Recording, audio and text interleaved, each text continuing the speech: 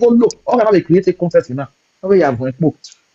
The boy creating content. Or how no way we carry. And what would you have because a very dark matter. Woman anything. Woman engagement. All of that jojo. What can you get?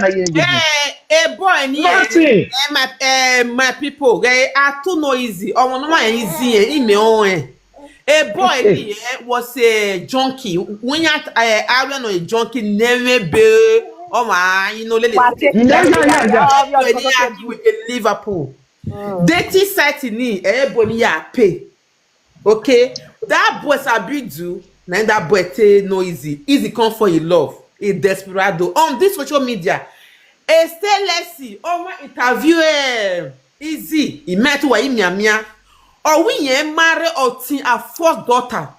Elizabeth turned to 18. Yes. 18 years. I remember. Okay. When is 18 years.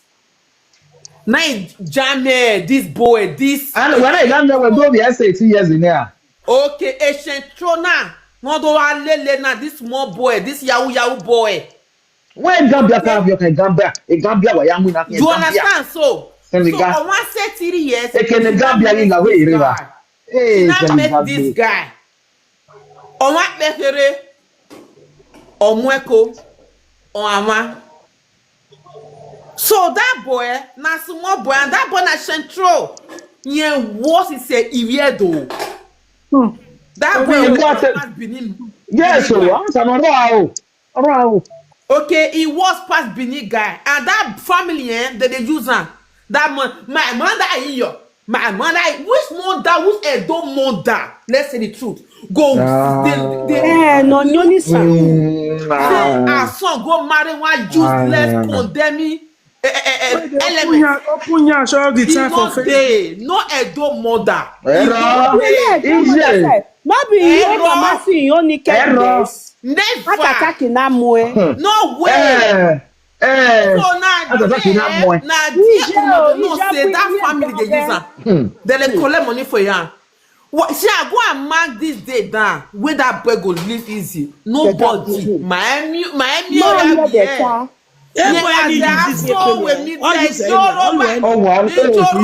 using her. They are using her. She's only a dump even a dump. She's frustrated. Also frustrated.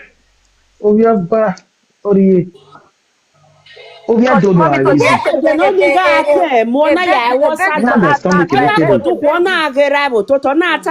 see my daddy, they look you. Hey, no, we no.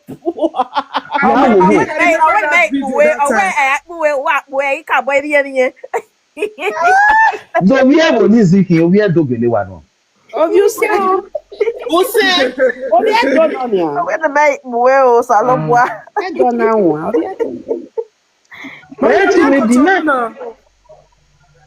When you money dome, if I need them go or be when you do, you won't do. Everyone, I'm your bed, no. Listen, Emma, what on here, what leader I go.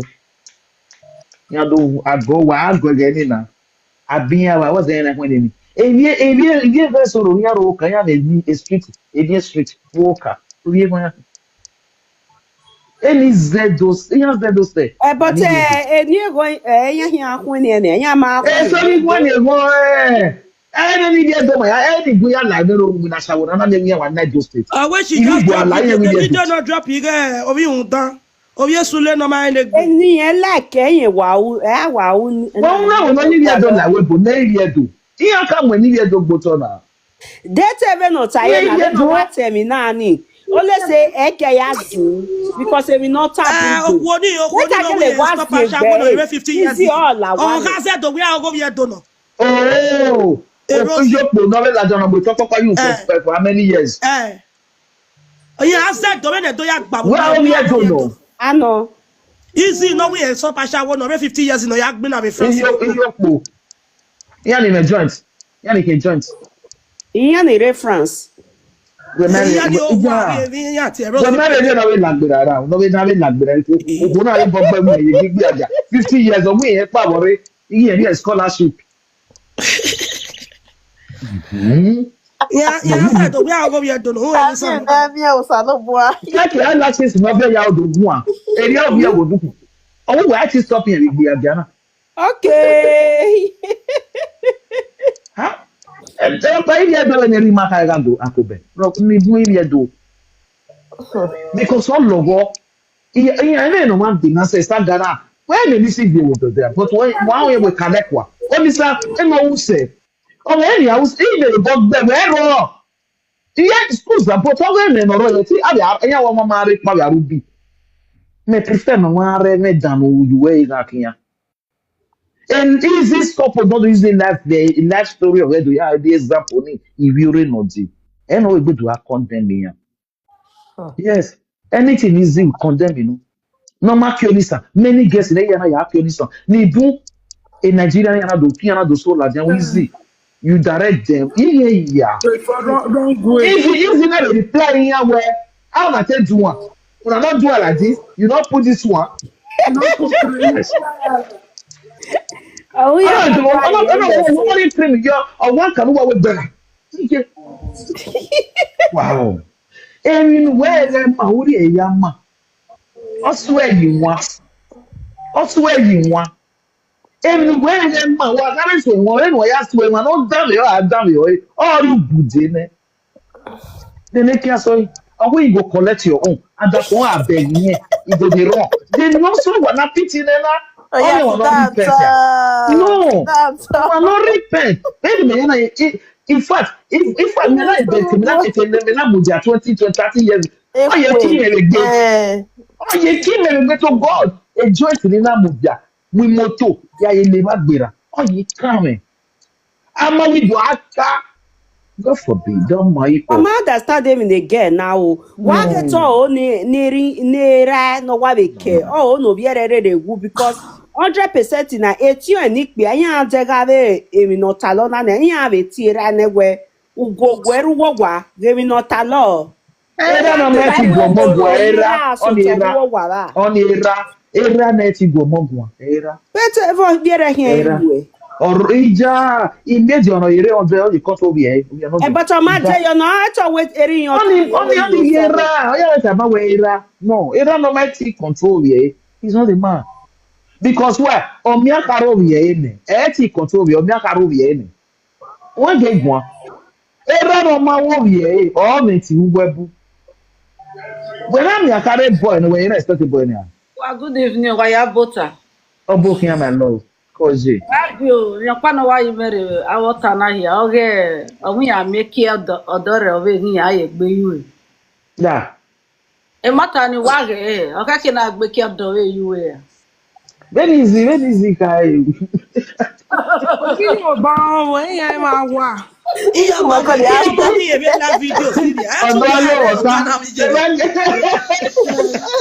Oh man, no gang win on here. No, sit down, talk. Sit down, talk. Jesus. Mama, yes, Mama, also suppose I didn't know, okay? This story, my yafe here, we must go. Anyway. When he in Mwacha Nigeria, when he had go Guinea, where 30,000 or any Benove. You know, double jack. Where my get, where my £30,000. Where my UK, if you UK, boy, where did he actually? Where more than £30,000? Near APN, near the only APN. Ye ma no matter pak bebe ni your pa the na go do by self. UK, not you. What's the number that me and we are? Yeah, a story ya Benove.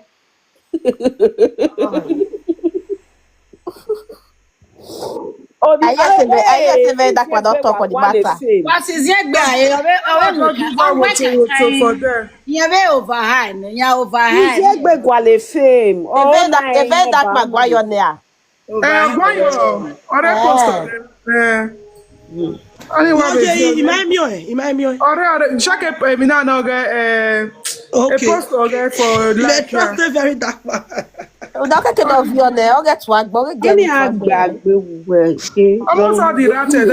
Video for herself.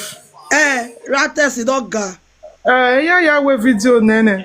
Only ye gwalo, even ye gwalo, ye But men go they quarrel with men. Now him papa and him mama will fail.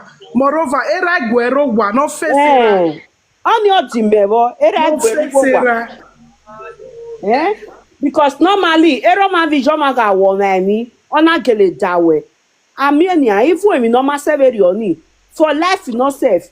Who ni move not to tiodo for gele for your But yet tell me that way, and they will work where Uyegbe man. We here ka is it pay we here ka ma in those states when my big bia go how we to we ya ma da point wa ta ma se le ma ge ya ba da point wa na ke wo Ne baba kwa yo na ni ni pe ni wa na da me na be mama mo mudane atemi na ni ba agwa la wo wa gwa godo ubi ata na yi wa ibi edo wa go to pe na ni egbe na je na yi what I more they do when no, because it's not because it's not because no it's correct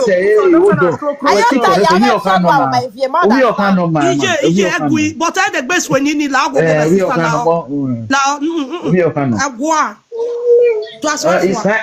it's not massive guy I'm aware. Okay, do to agbe na mommy. It's not too much now. O to agbe ni mani dey do allo boy. Ojo na wo wa. Ya kwa ya ka che cruise man. Ya ka che egbo wa ka ye mi ro pa no ya me wo di le egbo. Awa ya. Me no Sonia.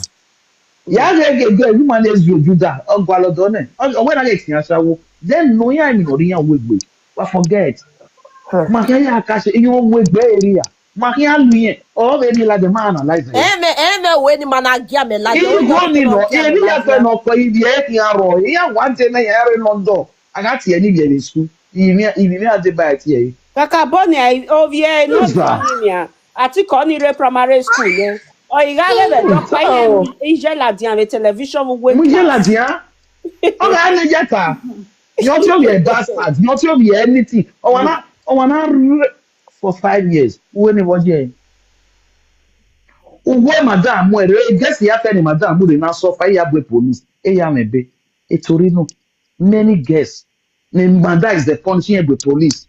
One way we mabo police they can get o ma so ni oni no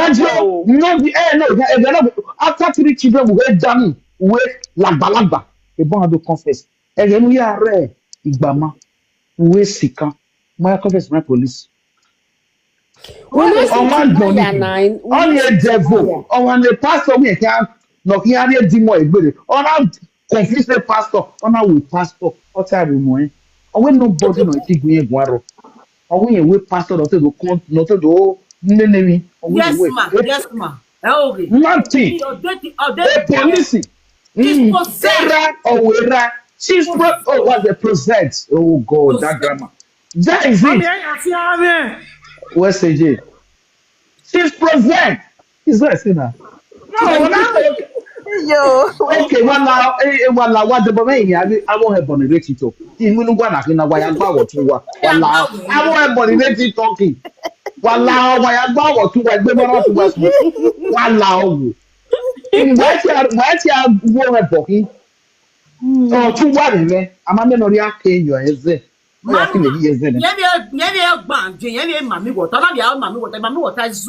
water zuo ije. It's when I will your bonnet and I didn't go bo. No, mami water no yare Okay. Silly. Mami water. Aki ke mani aweki atore that gets. Water. Facebook you pay those views needs me. If you see money for one view, it'll be like $15. I swear to God. That is it. Like $20. Not see money to pay mortgage, yeah.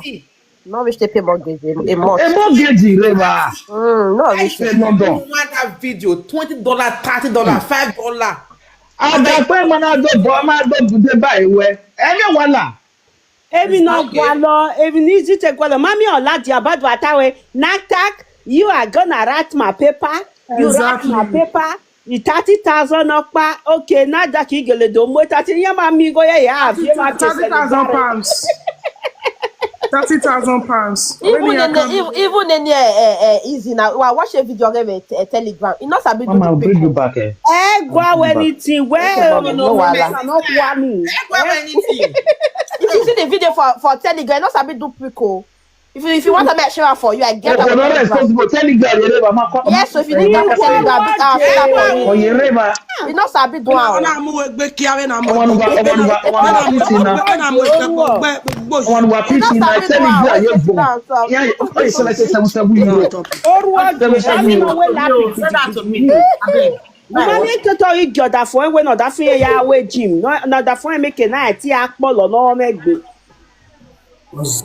Mama, I'll bring you back. Oruo wa mo nu kekan. Who say you need the video? Me, I said that for Telegram. Yo, what's up? We got. You just start straight in the A woman now. Mona here. You do what out. Hello, mommy. Come, mommy. Peter, call Jerry. What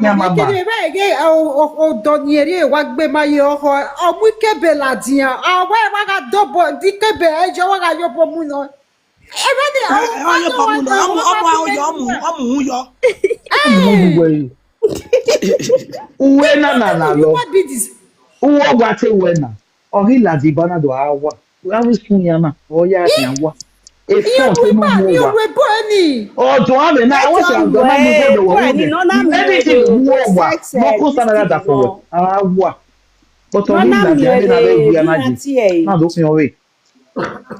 If you want the video, DM me for medicine. Let me send it to you. You watch sit down, top. You watch her. They do your glitzy. Oh, hello.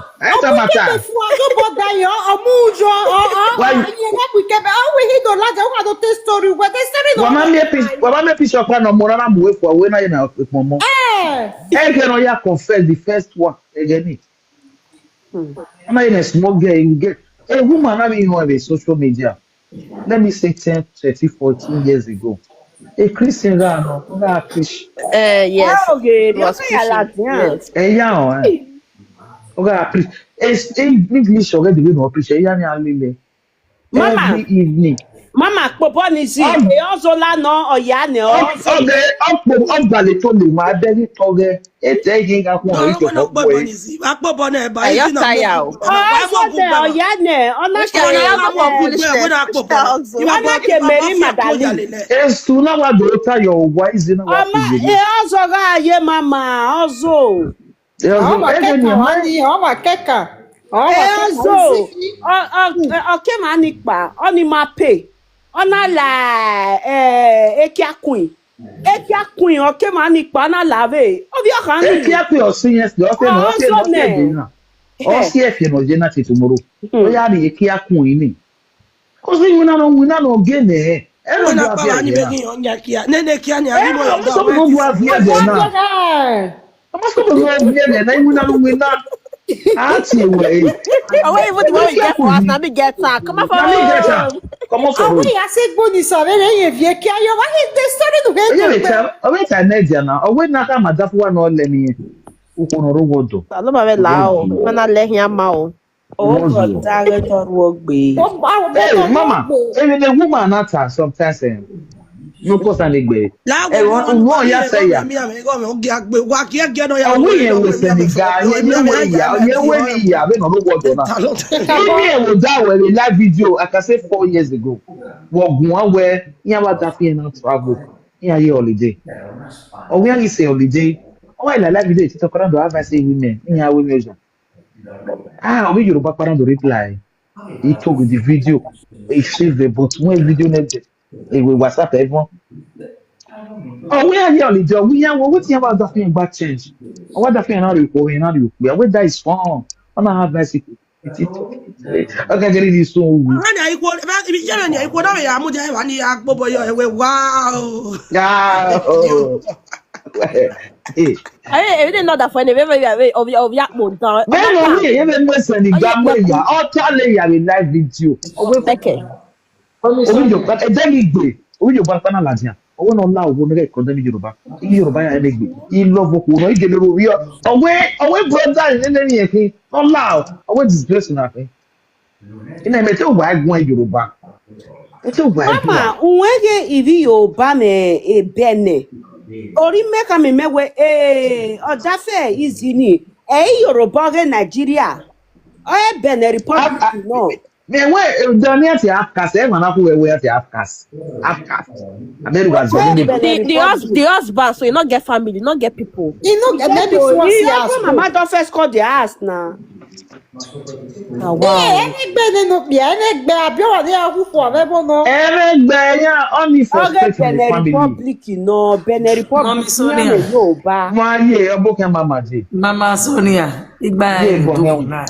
O eni medwata kere metai. Kimanu we violi ye platform we eri afonia. Ejebe.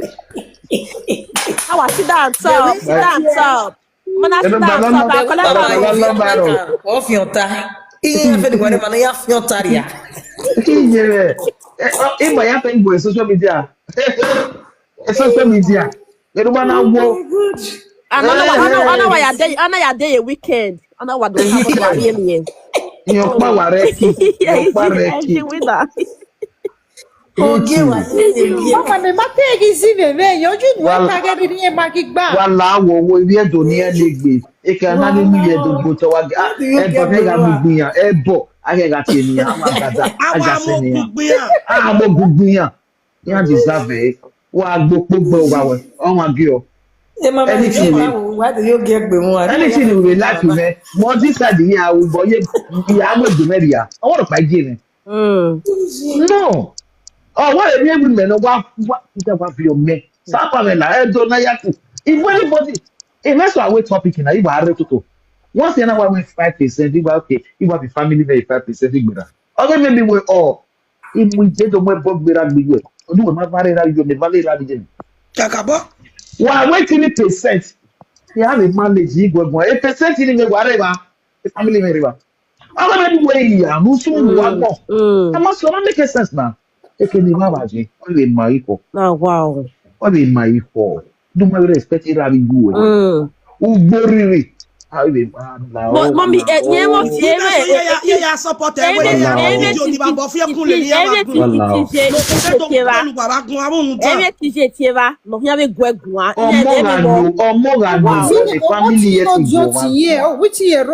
Blue. Your part story oge. Lost I find your part story oge be Spain. Oh, na fake. Manage what? Oh, na fake. But get what all you doing now be me. He lost a fight. I lost a foundation. Never game one the boom. My ya negi. Huh? Only a confess it. I know. It's self bugu. Only who ba. Like he want Monday chance to with video ni. self-love. No last week stuff like no. Yes, that one don't make sense. In travel, yeah, la do me marry. Self love. Any na matana. Ona bobo Why la we bone. Remind me why okay, Baba, one of guys 7 years, we were right. No, I go one little. Because who no journey. Era we do 20 years, wait is ever. Yes. Iya bu no nove. Them they frustration where we boss you were there. Oh, yeah, Doddy, what we you over near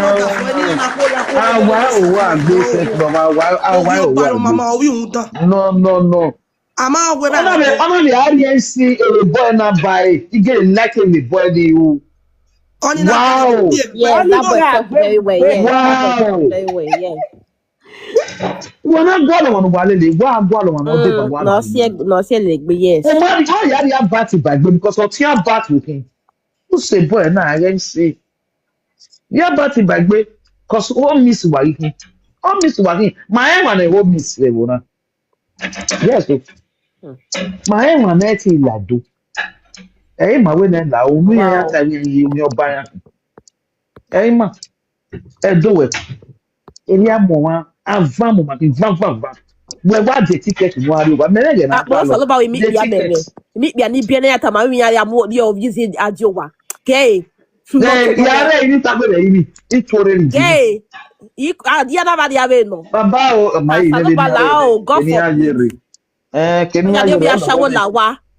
Go for I say, the worst. Neritaya. Neritaya. Meet me, I mean, you mean, yeah, wow. Mama, who said it? Mama, who said oh, yeah, what's it? Mama, oh, I love to say my sister call. Oh, Mama, it's a sort of Mama, where sister, no, do know what say, one of them is social media, man. They make example. A party tea like we, but here where is Saga? A party to me, we are no clear.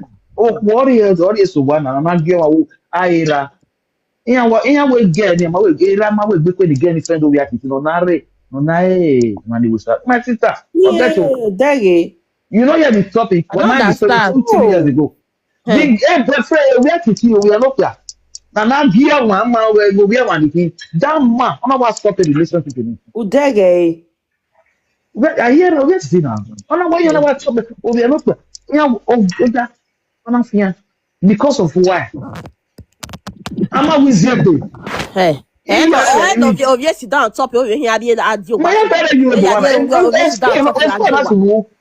the brothers they are not or where to friend over here. I'm always here. Mommy D said the way my Jimmy ya piao ye vare. I'm family.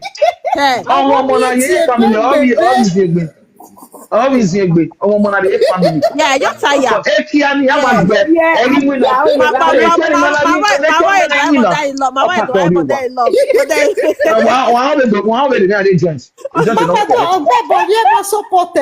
Mama. I pray when my team no, when my baby no get la dia. When my baby no get la dia, no but not tie e be ne we. E swaki the message you na go tie la dia. Abi when my on Facebook yi. Yeah, it's working like the message you got boss Swanky Jerry, you know that fashion guy when they do at this movie, this reality TV. Yeah, no we are been there no yeah, that Swanky Jerry that be named na fashion guy. It was when he don't my current message give him. Then because him Izzy because him a picky go maybe that for him. Mommy is enough, don't cry, mommy. Why? It make me emotional, you know. I didn't want to spend this when you read it. Yeah. Oh my win and then. Oh my win and then like mother like daughter. Very dark man. No, now we over president. Ote wale fifi le yeah, well, and then they are in piano, yes, in your mammy as well, and do it. A fame of gualo, and there fame ya or amie. I mean, yeah, oh, no, Jack Beata, even to a president. Mama, where is we? Izzy or Minukue? Yetaga, ya, dictate again, ready, Magigba. I think they say she get PTSD. Not true. Get PTSD, something like that. My sister. Emma, I want to make a better face. Oh, we a therapy. Umami Ogenogia. Oh, where you want me to be normal? Because always the video while they don't agree. Oh, they're aggressive. Or they're aggressive. Show me this time. Okay, we saga. Oh, we saga, but this time, ain't you want to go? Eh, I be here that way, baby. No, Hakara.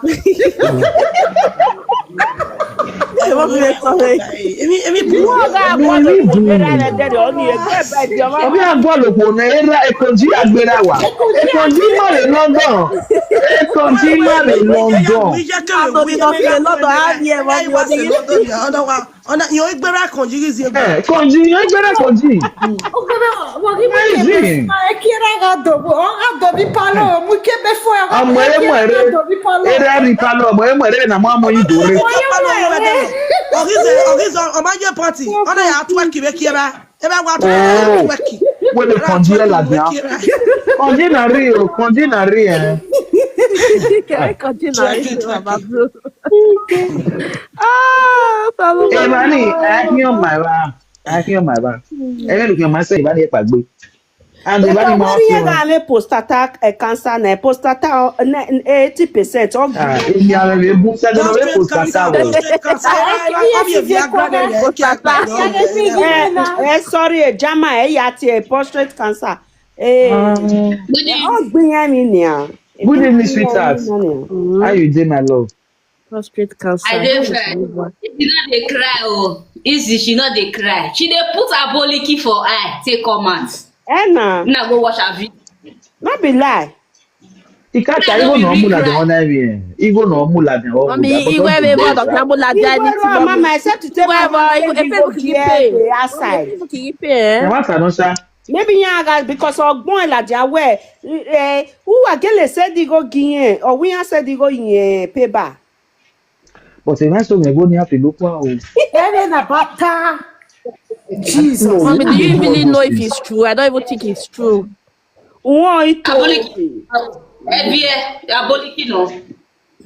Oya get video rẹ wá bẹ̀rẹ̀ But aboliki ọdẹ. in anything, no we who is social media now. When it is social media, I'm a pa, any was very ya. Oh, I send it, all send it, all repay Now, as without. to a Forget topic it. now. Anyway, social media, no, I do anyhow. A dag my day, Ọ̀gá you lè know. ṣe Oh, vendor God. pa òṣàgà vendor ni máa sá before kí like na the topic in ọ̀yọ́ Ladiana. You magi me Sorry on ma, that gugwa. You magi me. What take it no ga lele te very dark man. Oh no, you ebe magi Only me. give me again, You magi me on only give me the again. Ikata Mugwasi, the highest highest ẹwà mi highest video of his no go viral or anytime no ya to near do. You Hey see, video again jẹ́ and go viral. yeah, like I didn't know my mom at 21, 20, 19. ọ̀rọ̀ mẹ́tọ́ I don't know I don't see my mom. You máa know, Ladiana. my dad came in 4 years ago when I was how many years? 32. They were going to let back, so they had the picture of. Because your parents have to believe in it. But I will not speak about Lagos or Abuja or anywhere else or nature or where. I will speak about a Edo State Benin. It's a cultural thing. If you still see now, Benin people don't know, even the ones that were trafficked are attacking me. You see, it's normal. Yeah. Is your born with you a better agbedo gbogbo ya so wa we ma na Baba, re only have for people No, anyway. not It's for me. normal. But they're not gbogbo normal. oh gbemi ya fe It's mo a wa cabo there. ọ̀rọ̀ ayé ẹ̀ tó máa ní ilé ẹ̀dọ́ ìjẹ́ rẹ̀ àrùsọ ọ̀nà ọmọ ẹ̀ làwẹ̀ bù ọ̀fọ̀ bẹ̀rẹ̀ bí ní pípọ̀ ẹ̀rọ ní ẹ̀rọ ogun àwọn gbọ́ àrà náà gbọ́ àrà rẹ̀ nú àríyá náà lè lọ ẹ̀ka ajá àríyá rẹ̀ wẹ̀rù máa náà ti bìọ́ ìwé ìwé bìọ́ because ẹ̀yìn ẹ̀ tó Uno ṣe me kọjá tinye ìgbọ̀n traffic video ba no ẹ̀yìn da ẹ̀ na tó moto ta ye ma ọ̀ọ́sẹ̀ mi yóò lu tie. ẹgbẹ́ zi ló fi àwòwá gbọ́n ló lẹ́rìn ìwà ló sún òwò London ní lùjọ́ ní àná ayáwó ẹ̀ fún lótọ́ London ní wá iyẹ̀pọ̀ wá gbẹ omi ìwùdà aṣáwádà aṣáwó epo ẹ̀mọ ẹ̀ wà ní sọ́yìnà ní agbẹ́mi ìlú ọ̀hún ẹ̀yìn yóò pọ̀ tókì okòrò lọ́wọ́ ọ̀dẹ̀ náà rìn sẹ́yìn Senegal Ghana ọmọ àgbọ̀n gbẹgẹ́ nínú omi Yorùbá náà wọ́n wà náà fún yàwó gbùgbà tún wù wà láwọn ogun yìí nẹ̀dọ́jú ọ̀hẹ́gbẹ̀wẹ̀ lẹ́dọ̀ṣà that is one thing ọ̀hẹ́gbẹ̀wẹ̀ Izzy. The way I take hate that young man, I despise that man. Una say Izzy not get sense. You know say na Izzy that this social media for talk and say he not do Nigeria Benin people like that oh because he say if not they for snap am every time. Now so he call they follow Senegal, they follow Gambia, they follow all this Kokobiri. Now he follow throughout. Gwagweme. Izzy and I man na sha o we en go be en wu na sa when we yet we na ya time. Mama, ye what tierra muere o tierra o tije ye we. Yeah, Eh. I'm ready. Yeah, ọ̀rẹ́ ma no see. Etio ene ha no kere Nigeria nikbi ani eme wato ene ya kekya ve vidun ya ne we otiz Ana ye wa we ni te gun ye gun we ti ero bi ya. what you Romia? Me, I go for a parole.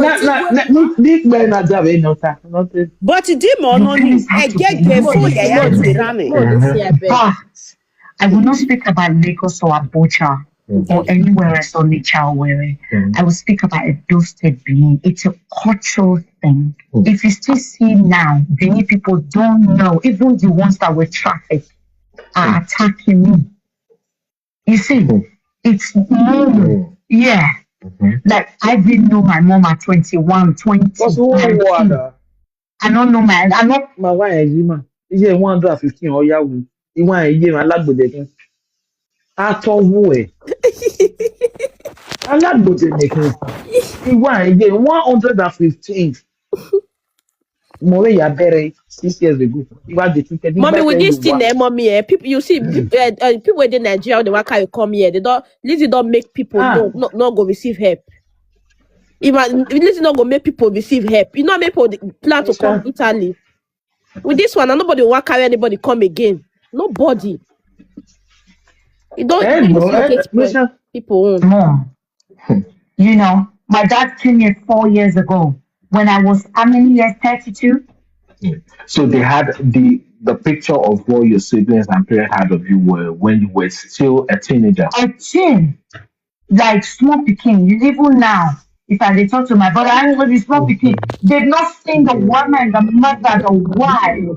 You know, the woman who is in control of her life and family. The idea, your own will, it's not yours anymore.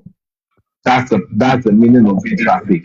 You are not bound to do things for yourself. This is the slave. They start skipping the money. That's what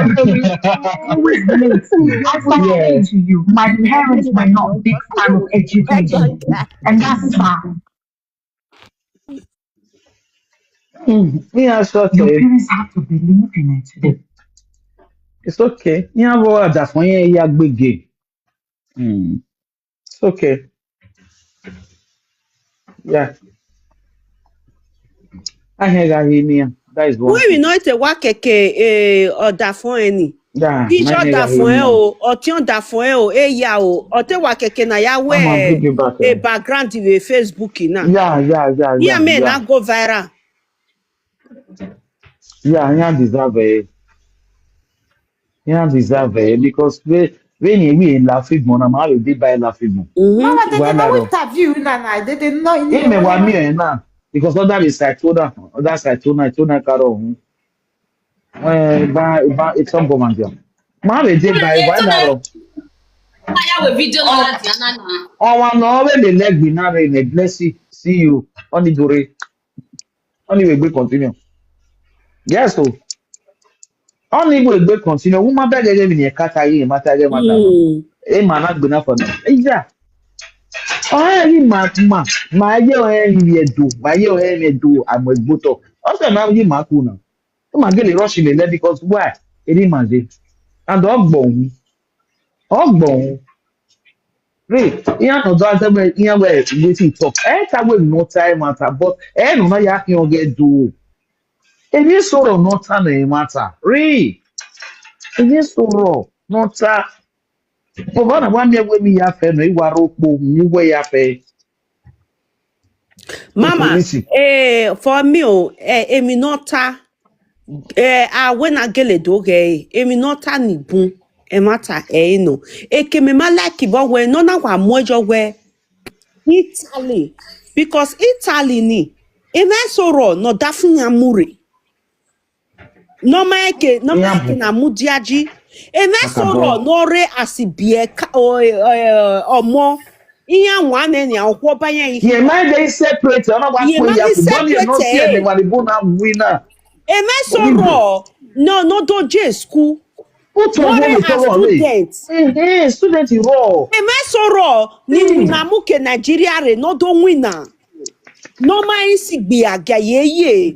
Yeah. Ye makita ye na igwa aswe ni igwe. Italy. Emano ni ji ame bi ore na. Emetana. Ye na igwa ate Italy ni nia. Mama, ni agwana. Yata egi mana ta iwegeme. Italy already agboya kan ho enebe owe Italy o Igbege ya gbebo ye na de pe wa do confirm o ja pe ya move dio ni kwata wo dio Or my Nigeria. even separate and away Nigeria or where Nigeria they do an obvious bell. And Johnny, on what the plaster. Anybody know iwa ke e do pa ne no Italian iwina ni si ya wina enye ya wina. Boy. That is the Mama thing. wabuta. We maybe we a more Cause and the fisher man are banana and not drop it away. ni buite No, mama. matter. Okay, no, no. Come on, man. When you marry, no say not that baby. Okay, sweetheart. Come on. Well, We don't say like you took again now, no we are yakuni now. Obey life now. Also the next God brother again make me again like yari over.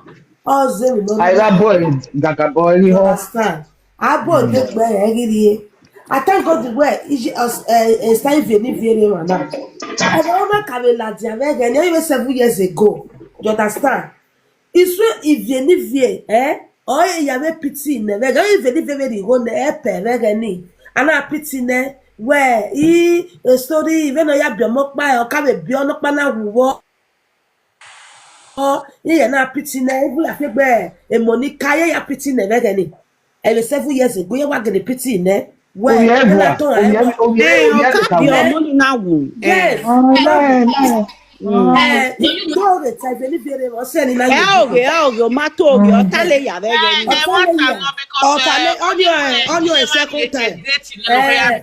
Okay, so at hospital. Okay. So oyima say wani na anyone do I check do to check the baby and everything. E wani wa fanati where omogu your ekone. Okay. Yes, omogu your eko. Yes, which is true but if not pushun tesunu die ne. But you know, look now bien now you want to have le faire. And now you know not the do only one. So there was having a lot of misunderstanding and every day police yare and both of them a document. Okay. All right, and because of that issue of police and Izzy, that boy left UK up to tomorrow. A boy France. So a boy want to power a UK re. So no. But it's just that only the help. Uba aya. No, it's that It's that Jennifer. Any metal, you make a no say now with the matter very on it. Oladia, we a dog one in the UK. Oladia, we a dog okay, ne? You understand? The reason you know with the Bella Jana where any name you as a little boy, and they are fear, any name if you were here, any name, or maybe a recipe, any enough, Shabby enough, we have Bashago, any enough. Where is saying that now? I want to feel who were here. And not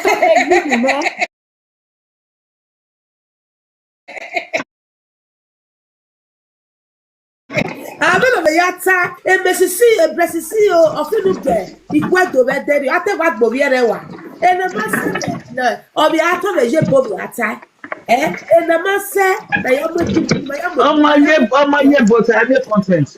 Okay. Man. About that.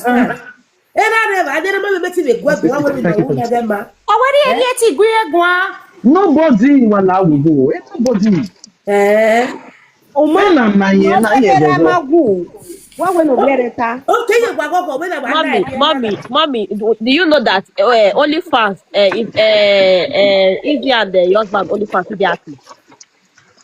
You mean it? They see the Nakabula, yeah, they see the well, on a saga. Mommy, no, their account is still active. They are still Nakamola. We have a video. Yes. They did Nakamola, mommy, only fan. You pay. Yesterday, they also put video now. Mommy, on day you Mama.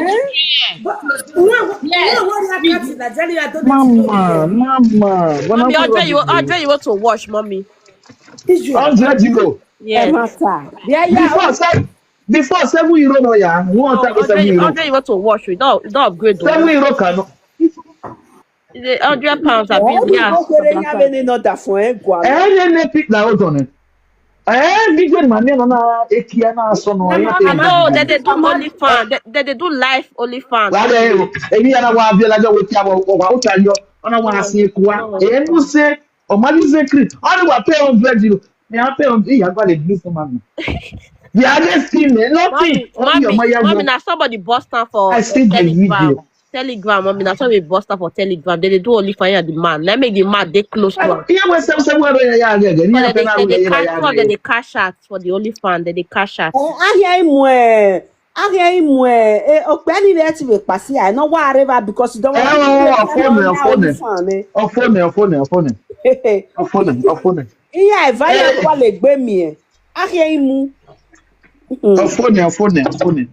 Iyo, it's not possible. Mommy, for life, that children are not safe there in that house. The three children she has. Mama Jennifer, I want to know. We have seen it. I want to know. Mommy, those three children are not safe.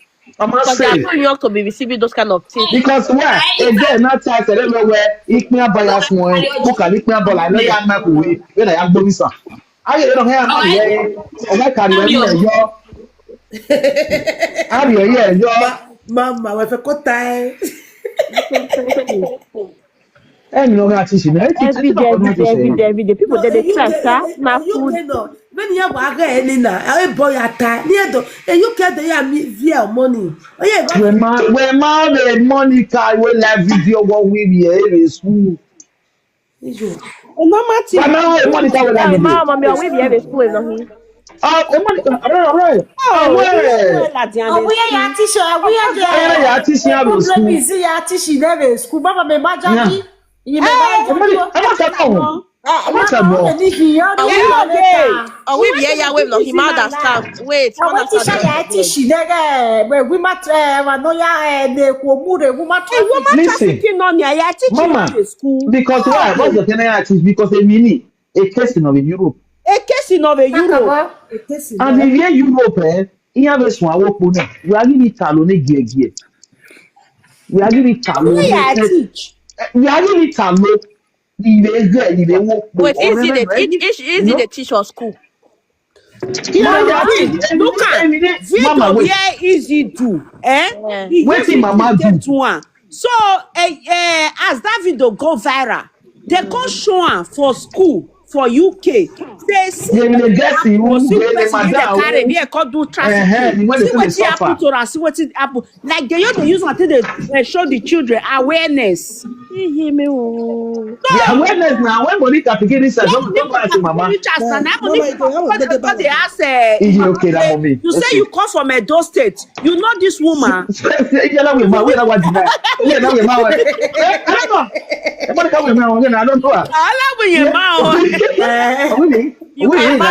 Mommy, you can imagine now. Imagine that daughter they say class. They see that kind of thing. How say for baby. You cannot say it's lie. Teachers are different. If it not happen for your side, you know me say not go happen for another side. Because different teachers with what they do awareness. You go see teacher now where they tafia they follow Facebook they go. And not be lie now. Imagine that girl they class, she will just be sad. She will feel very depressed. Wow. Imagine one day on the road do once and obey Monica. Ah God. Why you gonna wait tramadol? Ni je tell so Bobby. Only a tramadol. Also Bobby. Mama do right be. Emi, who do come we ni get trauma? Say Bobby. Monica na ma bia obi ye mo so wa tramadol, ye mo so wa. No, but that when I get the time, I need Morocco. Mama, I get a Morocco ni test story of pa ni yawa na we wa na. E ma ni Morocco areva do we tell you time. I ni Morocco na abi moto na. Mana yo we the desert. Ogbeide desert. Okay, Rabat va o. Asala ka go train una check ka go train. See that wa survive ni ka go train. Man survive over where the fois. Where we no gulo. But my yebe say we bo. I know you mama re, ani ma when marry go. Wa ma o. O du mo le go mama de gbe oko Europe. Mama egbe oko me na me mama tama that is. E je na gura na ta na mu we na ta mu. Egbe barazi easy me mama. Egbe barazi. E no wa ta mu ti. We boluga wo Nigeria. Wa ma. Aba lo gba do duku re wa fright. Sister wa re ewebo. Mani ba le gbe desert dire. E desert na kana. Ugbe to Ezekiel mama ta to wewe ya ovugie. Eri only a Euro Babylon. Ma yare. Mama, ile go pa no ga agbon kiskara mara. We no die ewebo e. Eyan de wo de yara boya stop yan wona wa je kia yan. Adaga fun mu dia te. Eri mami lo ya gun. Adomo adafa mu dia te the story no was wa o. Uki na wa gbera e. Adafa no ga na we duwa because yan a suit. Eji woman na wa gwa wo ta ere na kwenye bido yan. Adafa na ona yo bo bido. Oh dem ajena. No ko ni we ko adafa na do yin yan. Because the Morocco we egbe ni yan adafa yan. Yan move on yan we agelewe. Woman na do ku ni yan o. Okoni ki kwe ni ana. O kini ogbera kwa ni like ali. You Salome. Are you like ali? E ma no we no so no ko ne. Oge abandon no ko ni te for mu. Owo mi ira wo ana yen ti mo bi ara bo. Ona do frustrate woman ni. Ana ko ni we ro pe ali o. Okoni we te na ji ni ya wo. O because yen gi ni like o je ni. Egbe we yan ni asu se. Wo se na se mama. E no story. Se abandon e. No story ye bulu. Oni ye bulu. Woyo boy abwe kia. Woyo boy abwe kia. Egidi ave muwede ma no muwede mana de do pay. Iya like ga iya tell man na tire gomi. Ma na tire gomi. Iya no dey control your wo he. No your wo he. Yes, you what I say control your wo he. Yeah. Mama, when we na pass through Morocco. Ama we magnaya. Etamana set no a. When say na say Mama, ya won Zania e wo je. Ne madare ni e kere no. O Zania we e wo je ni a. E kere madare ri Zania. Uwe na. O je. Ike kete me ba iga ama we na wa be de makela. E go say story. E mo ava me e tamara set na vai. Wa he do tell the story ma we. Who do ya gbale dugbo no ma ge wo won. Ya ma ge wo won. I don't make sense now. Anything no work here, and go where and walk for music koja. Walk where they go. Where you want to go? Egeni na. According to him, what I was 15 years ago. 15 years ago, Mama, this is 3 years ago. Oma kegede Mama mi yare na. Which I don't know ni talona of our egeni. Agboya give me na do out ebo. He was having a big choice. Mama,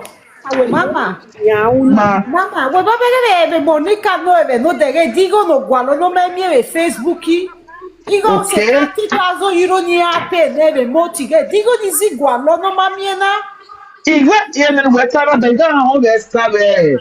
E mama Esther. Ni je funny. Ile the time ni ya win na Facebook ni ya. Ma understand. But how many has this place again? Again, study ni mu re da ni. Yeah, we want to tell you know. Èmi afa no tana ya wa ogbe e 100 euro kan mi. 30,000 euro. 30,000 euro remoti. Igi ya we see my team no ya we ba ka do tell me no ma keke no ta. No wa ti ni mi e deposit wa ti e ma all of them immigrate. Mutuo. Immigrate all what I want to go ahead. Mama, why are time?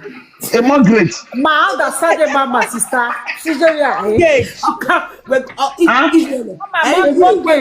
Israel.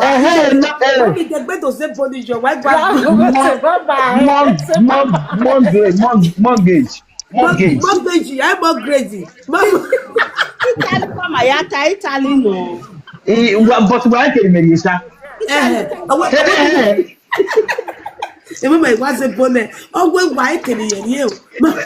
Why can you? Because eating like a game to God. Eating like a. I'm not forgiving the. Well, I need advice. Mama, that verse we get here now. We had your verse. No America. Or maybe no America. Again, now when not soon back mona. Or one guy is you boy give no book back mona. Here can the problem in that boy. Hallelujah. God bless you. Here can the I know where am I going to get to that day.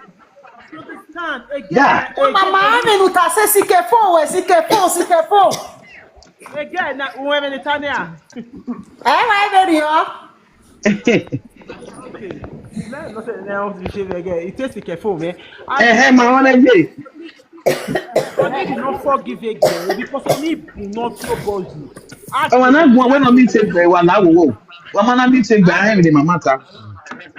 Agbegedian, all of emi bunori ebugbe. And then number 2, not stop a competition. As in is like to compete. As in face your life when we compete, face say, or I'm your man no lifestyle or on you, or I'm your man on you. Just know one thing where you want face your life. Hey, my problem is how we were. If we no go see na, if we were my problem, if we if you were era we. We have a money name care of you where no we have to face the future. Do you know the kind of explanation where na where here guys ne bi wo take back agwenya anu ma mu egbe ni bi we ka nwane u kete na no make na egbo mo no pelete omo no emotion no omo no enemy da be gbe no u may notice egbo mo no ebie u do atal of social media e na no go tell na nobody will not know. Whether you talk, you don't. Everybody don't already know. Even before you come up for Nigeria, where did that woman no